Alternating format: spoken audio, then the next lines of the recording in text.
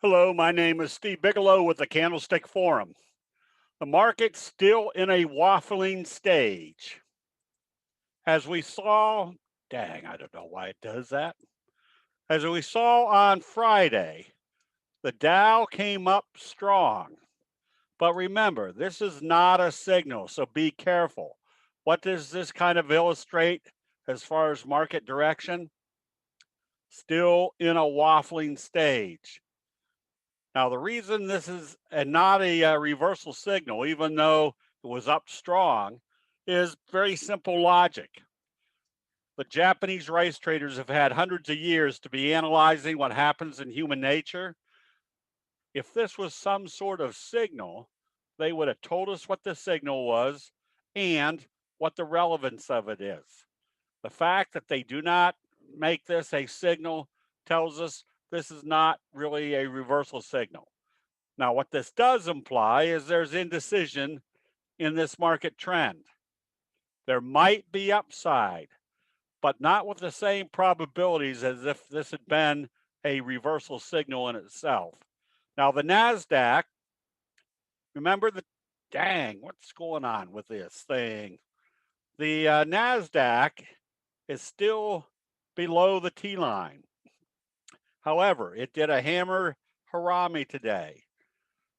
This might mean you could see a likely bounce back up to the T-line area. However, the trend is still in a downtrend overall as long as they don't close back up above the T-line. Now, this is making a few sectors pretty strong. The home builders are strong, and oil and gas is coming back pretty hard. And the kicker signals are producing big profits. So the oil and gas stocks, there's plenty of them.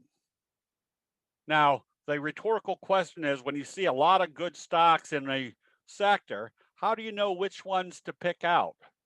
Well, the probabilities improve when you're using the specific patterns. Notice on MNRL, it's doing a McMuffin pattern. This is where you add 2 plus 2 or get much more probabilities that you're in the right direction. You have a morning star signal with an inverted hammer. Just the inverted hammer alone is good bullish probabilities that if you open positive, you've got probably a 95% probability or greater you're going to be in an uptrend. The fact that it did a morning star signal is a strong candlestick reversal signal. It's followed by a doji sandwich. We call this a McMuffin, which basically is a morning sandwich.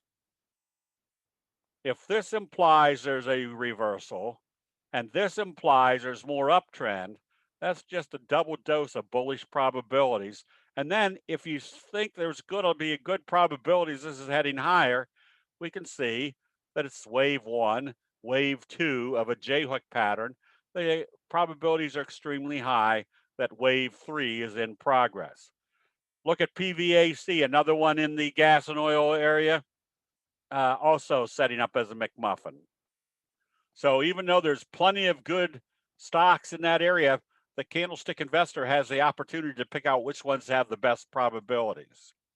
The home builders are acting extremely well.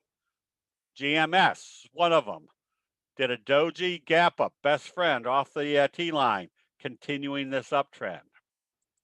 But here is why knowing the candlestick signals is very important.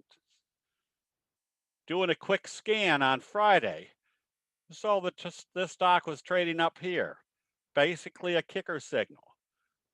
Now, our rare system tells us that if there's something active going on in a stock, use the rare system, research analysis, reverse engineering, which basically means go back and see if there's any news and then analyze whether that news is going to imply that there's going to be more upside. In this case, this company had approval from the FDA to use their process or equipment for blindness. Now, when we're buying right here, do we know where it's going? No, but we know there's a good probability it's heading in this direction. There was profit taking. We took some profits up in this area. When it was up 585% on the day, what's the logical thinking? There's probably going to be some profit taking. And that's very simple. That if you go to your 10-minute chart or your 5-minute chart and start seeing selling, there's a simple rule of thumb that I have discovered through 40 years of using or trading and using candlesticks. Is if you've got a strong price move, the first major selling that you see, take profits, because that's usually implying that's where the bulls and the bears have finally come into equilibrium.